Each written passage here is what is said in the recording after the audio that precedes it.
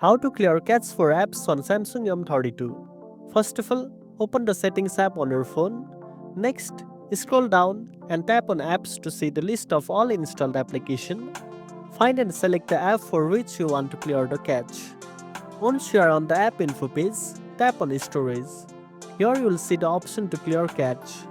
Tap on it to remove the cache data for that app. Clearing cache helps free up space and can improve the app's performance without deleting your personal data. If you want to clear cache for multiple apps, simply repeat the same steps for each app individually. Keep in mind, clearing cache regularly can help your phone run smoother, especially if some apps are slowing down. That's all you need to do to clear the cache on your apps quickly and easily. And that's it. Now you know how to clear cache for apps in Samsung M32. If you found this video helpful, don't forget to like, share, and subscribe for more tech tips. Thanks for watching, and I'll see you in the next one.